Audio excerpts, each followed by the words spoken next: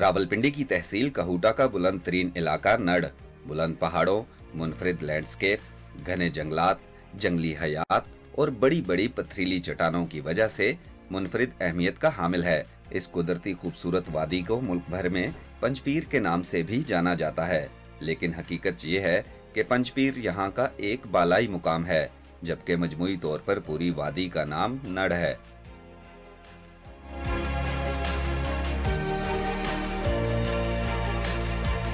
ये वादी लगभग 30,000 नफूस पर मुश्तमिल है और यहाँ तालीम की शरह 90% से जायद है। अगरचे इस मुकाम की वजह शोहरत पंचपीर रॉक्स हैं, लेकिन यहाँ ऐसा और भी बहुत कुछ है जो कुदरती खूबसूरती के दिलदादा अफराद के लिए खास कशिश रखता है, लेकिन इसके लिए सफर और जुस्तजू करना अव्वलीन शर्त है। आज हम आपको वादी नड़ के वो मुकामात दिखा रहे हैं जो सयाहों की गालिब तादाद की नजरों से ओझल हैं।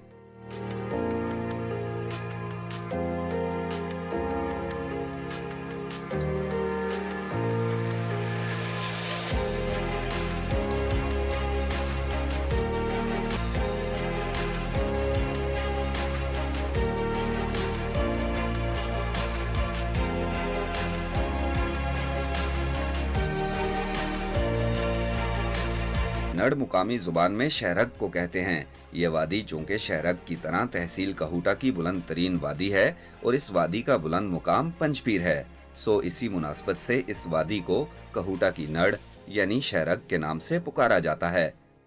इसका जो अगर हम कहें तो एक आम जुबान में कि खूबसूरत लोगों का हसीन इलाका नड़ जो है हम इसको ये कहते हैं, और इसका जो मायने भी है वो भी इसी तरह ही है कि बहुत करीब है शहर से। यहाँ के मुकामी लोगों का दावा है कि पाकिस्तान में सत्ती बरादरी की इब्तदा इसी वादी से हुई और बाद में सत्ती बरादरी के बहुत से लोग कोटली सतियाँ और मुजाफाती इलाकों तक फैल गए। ये हमारे ये यूनिट काउंसिल नड़ थी, जब ये थून का एक मकाम है पंचपीर से नीचे, वो इसी यूनिट काउंसिल का हिस्सा थे किसी वक्त। तो वहाँ सती बाबा की पैदाइश हुई, तो सती बाबा का वहाँ मज़ार भी है। तो उससे ये सती काम जो है कोटली सतियाँ मरी और पाकिस्तान के ये कलर और काकपुल तक तकरीबन ज़्यादा आबादी थी। तो पूरे पाकिस्तान में उसके बाद फिर ये सदियों पहले की बात है। वादी नड़ में दाखिल होते ही बुलंद पहाड़ों और घने जंगलात समेत कुछ ऐसा भी है जो देखने वालों की तमाम तर तवज्जो अपनी तरफ मबजूल कर लेता है, और वो है यहाँ की हैरत अंगेज हद तक बड़ी बड़ी चट्टानें और पथरीली जमीन। जहाँ नजर दौड़ाएं यूं महसूस होता है जैसे बड़ी बड़ी चट्टानों का फर्श बिछा हुआ हो। पहाड़ों पर नजर दौड़ाएं तो इतनी बड़ी बड़ी चट्टानें दिखाई देती हैं कि इंसान दंग रह जाए।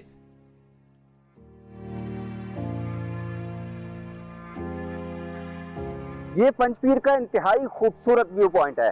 बैकड्रॉप में तो आपको लश ग्रीन फॉरेस्ट नजर आ रहा होगा, लेकिन मेरे सामने इंतहाई खूबसूरत वादियां हैं। जो सबसे मुनफरिद इस व्यू पॉइंट की बात है कि यहाँ से आपको दूर दूर तक पहाड़ नजर आते हैं और लश ग्रीन फॉरेस्ट नजर आते हैं। ग्रीन कवर यहाँ का मुतासिर कुन है, और जिस तरफ भी आप नजर दौड़ाएं आपको ये लश ग्रीन फॉरेस्ट कवर नजर आता है। और जो व्यू पॉइंट की हम बात कर रहे हैं, तो ये इस वक्त मैं मौजूद हूँ पंचपीर में।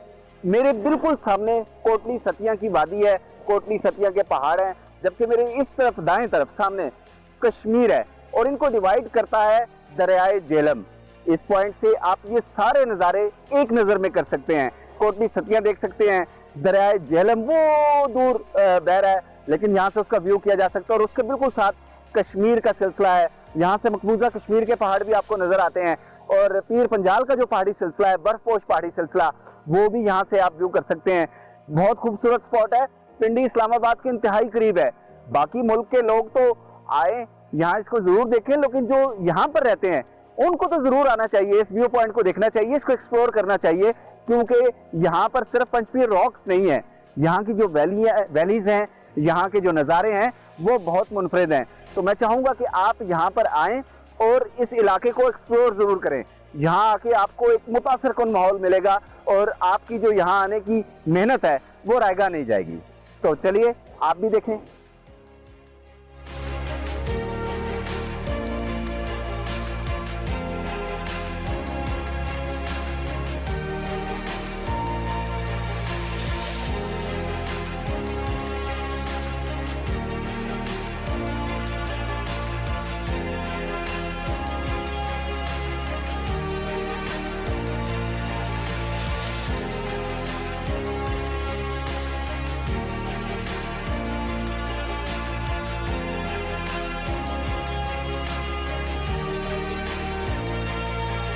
के साथ साथ जो है ये पाकिस्तान को पता चल रहा है। और यहाँ पर जो टूरिस्ट आ रहा है और वो ना सिर्फ यहाँ के लोकल हैं, रावलपिंडी इस्लामाबाद से नहीं बल्कि पंजाब और कराची से भी यहाँ पर जो है वो टूरिस्ट आ रहा है। अच्छी बात ये है कि अब यहाँ पर जो है एक टूरिज़्म हाईवे भी बन रहा है और यकीनी तौर पर उससे जो है उसके बनने के बाद यहाँ के बहुत से हालात जो हैं वो मुख्तलिफ होंगे। स्पेशली तौर पर जो रेस्टोरेंट है और जो दीगर जो सहूलियात हैं वो टूरिस्ट को जो है वो मिलेंगी। यहाँ ग्रीन कवर काबिले रश्क है। जिस तरफ देखें दरख्तों की बहुतात नजर आती है। यहाँ सबसे ज्यादा तादाद में चीड़ के कदावर दरख्त हैं जो वादी की खूबसूरती में इजाफा करते हैं।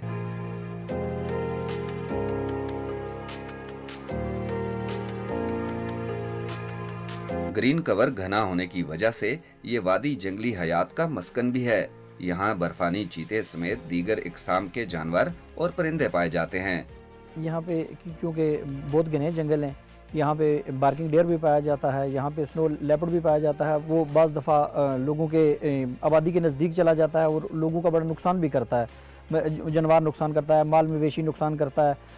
जब बर्फ़बारी होती है तो वो गाँव की तरफ रुख कर लेता है, उससे लोगों को बड़ा नुकसान भी होता है। इसके अलावा बार्किंग डेयर है जो बड़ा कीमती जानवर है, यहाँ का बड़ा खूबसूरत भी है और बड़ा कीमती जानवर है। इसके अलावा क्लीज फेजेंट है जो नायाब परिंदा है। इसके अलावा मोर भी यहाँ हमारे तमाम जंगलों में जो है घने जंगल हैं, हमारे तमाम जंगलों में मोर भी पाए जाते हैं। इसके अलावा तमाम जो छोटे छोटे परिंदे हैं, वो हर किस्म के तकरीबन परिंदे इन घने जंगलों में परिंदे जो है वो पाए जाते हैं। सयाह इस वादी में पंचपीर रॉक्स देखने के लिए आते हैं और मुनफरिद अहमियत का हामिल सिर्फ एक पत्थर देखकर ये समझते हैं कि उनका यहाँ आने का मकसद पूरा हो गया, जबकि दरहकीकत ये पूरी वादी ही मुनफरिद लैंडस्केप की हामिल है। पंचपीर यहाँ का बुलंद तरीन मुकाम है और इस टॉप का नाम पंचपीर क्यों पड़ा, ये भी एक दिलचस्प और तारीखी दास्तान है। कहते हैं कि सदियों पहले कश्मीर से तबलीग इस्लाम के लिए 5 मुबल्लिगीन यहाँ आए थे और उन्होंने इस बुलंद मुकाम को अपना आर्जी ठिकाना बनाया। यहाँ के लोगों ने इन मुबल्लिगीन को खुशामदीद कहा और इनकी तालीमात पर अमल किया। बाद में ये दरवेश तो इस्लाम की रोशनी फैलाने के लिए अगली मंजिलों की तरफ चल दिए, लेकिन उनकी बैठक के मुकाम को यहाँ के लोगों ने मुतबर्रिक मुकाम की हैसियत दे दी और यूं इन 5 औलिया कराम की मुनासबत से इस मुकाम को पंचपीर की बैठक का नाम दे दिया गया।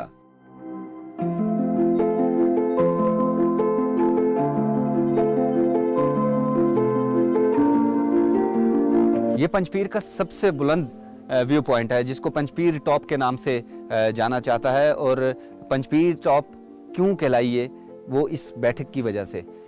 हमें बताया गया है कि सदियों पहले मुबल्लिगीन इस्लाम जब यहाँ पर आए तो उनमें 5 मुबल्लिग ऐसे थे जिन्होंने इस जगह पर अपनी बैठक लगाई और यहाँ से इस्लाम की तालीमात को फैलाना शुरू किया इस पूरे इलाके में।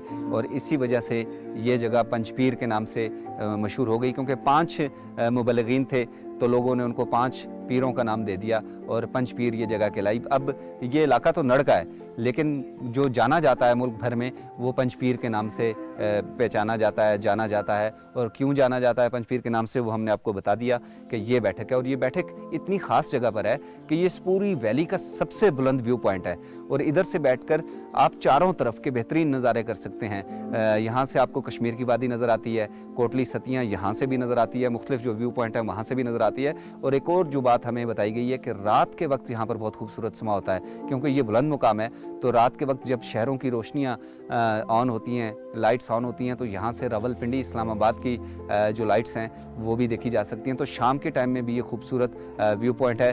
दिन में तो इस मुकाम के क्या ही कहने, आप यहाँ पर अगर आएँ तो चारों तरफ आप बेहतरीन नज़ारे कर सकते हैं, खूबसूरत फॉरेस्ट देख सकते हैं, बुलंद पहाड़ देख सकते हैं। तो बहुत खूबसूरत नज़ारे हैं। आपको यहाँ आना चाहिए। घंटे डेढ़ में इस्लामाबाद पिंडी से आप यहाँ पर पहुँच जाते हैं और जब यहाँ पहुँचते हैं तो आपको ये एहसास होता है कि जो आपने सफ़र की सोबतें उठाई वो रायगा नहीं गई, क्योंकि इतने खूबसूरत नज़ारे हैं कि जी चाहता है कि इन नज़ारों को देखते ही रहें।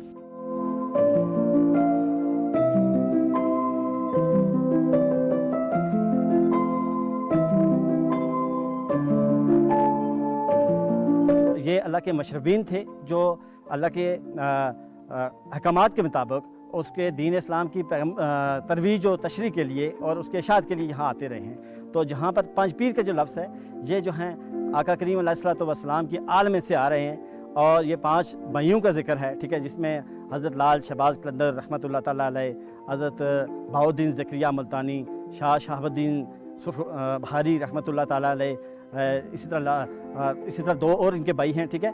तो ये इनके नाम आते हैं, उनके साथ निस्बत वाली जगह हैं। और ये ना सिर्फ नड़ की इस या तहसील कोटा के टॉप पॉइंट पर हैं, बल्कि इनका जिक्र जो है पाकिस्तान के मुख्तलिफ़ इलाकों में बशमूल कश्मीर के ये आ रहा है कि इनकी निस्बत रही है। और इनका काम था इस्लाम की तरवीज व इशाअत थी, और साथ साथ उनका जो अल्लाह के साथ रियाज़त थी और अल्लाह के साथ जो उनका ताल्लुक़ जो था इन जगहों पर आके चिल्ला की सूरत में, इबादत की सूरत में, रियाज़त की सूरत में वो यहाँ पर बैठते रहे।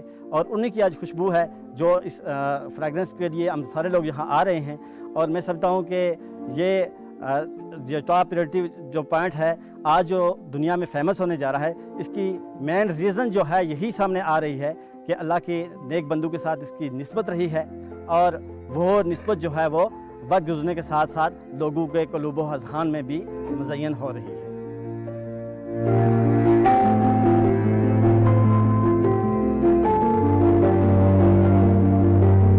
अल्लाह के नेक बुजुर्गों ने ये जगह जो है इसका इंतखाब इसलिए से किया कि एक तो ये सबसे हाईएस्ट पॉइंट था, और दूसरा यहाँ पर किसी किस्म की यानी आज के दौर के निस्बत से और दौर की निस्बत से किसी किस्म की कोई डिस्टर्बेंस नहीं थी, यानी परेशानी नहीं थी। तो इस बुनियाद पर उन्होंने ये पॉइंट इसका इंतखाब किया और यहाँ से अल्लाह का पैगाम जो है वो लोगों तक पहुँचाते रहे। और रास्ता जो था ये भी आता है कि रास्ता इसलिए इंतखाब किया कि ताकि कश्मीर से आने वाला रास्ता था, मुख्तलिफ जगहों पर जो पड़ाव था तो उसमें भी ये जगह सेंटर में आती थी और उनके लिए भी आसानी भी होती थी और उनके लिए ये रियाजत की भी आसान मंजिल होती थी।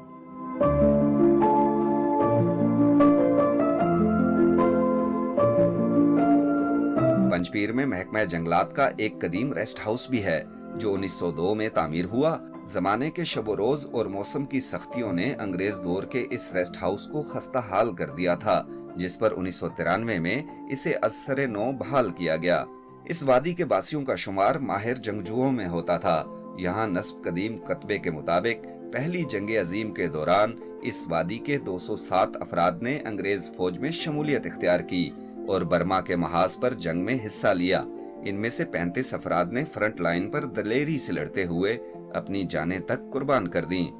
पंजपीर टॉप के दाएं और बाएं जानिब निस्बतन ढलवान पर 2 मुख्तलिफ व्यू पॉइंट्स हैं, जहां से कोटली सतियां और कश्मीर की दिलनशी वादियों का नजारा किया जा सकता है।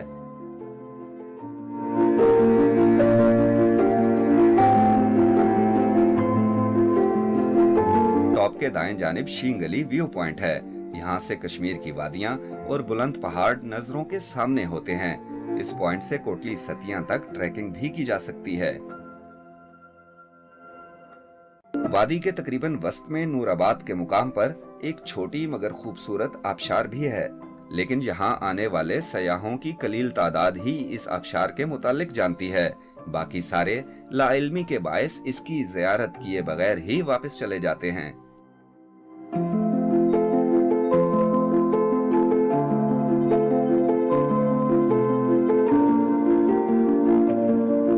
नड़ की कुदरती आबशार है, छोटी सी आबशार है लेकिन इंतहाई खूबसूरत है। पानी के जो चश्मे हैं उनसे पानी निकलता है, बह के आता है और यहाँ पर आकर ये आबशार बनती है। इसके साथ ये खूबसूरत सा पौंड भी है। गर्मियों के मौसम में अगर आप यहाँ पर आएं तो मौसम बड़ा खुशगवार होता है और पानी की बूंदें जब आप पर पड़ती हैं तो सोच लें कि फरत का क्या लेवल होता होगा, क्या फरत बख्श ताजगी आप महसूस करते होंगे। तो जब आप पंजपीर रॉक्स को देखने के लिए आएँ तो नड़ की सारी खूबसूरती आपको जरूर देखनी चाहिए, क्योंकि यहाँ पर सिर्फ पंजपीर रॉक्स नहीं है, यहाँ पर और भी खूबसूरत मुकामात हैं जिनमें कि छोटी सी नन्ही सी आबशार भी है। लेकिन पानी आपको पता है कि सियाहती मुकाम पर जहाँ भी मिल जाए और ख़ासकर पहाड़ी मुकाम पर, तो वहाँ पर सियाहत का लुत्फ दोबाला हो जाता है। तो आप भी देखें कि क्या मज़े हैं यहाँ पर। और मैं तो आपको ये रिकमेंड करूँगा कि आप नड़ ज़रूर आएँ, और जब आप नड़ आएँ तो पूरे इलाके की खूबसूरती को ज़रूर एक्सप्लोर कीजिएगा। ये यकीनन आपके लिए एक नया एडिशन होगा।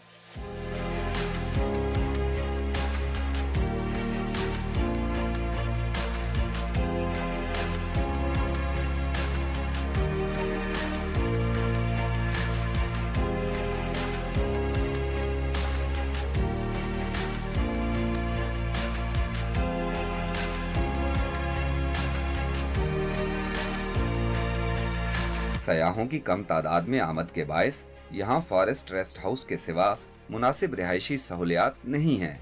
लेकिन अगर आप एक रोजा सयाहत करना चाहते हैं तो दिन भर में इस हसीन वादी के सारे नज़ारों से लुत्फानंदोज हो सकते हैं।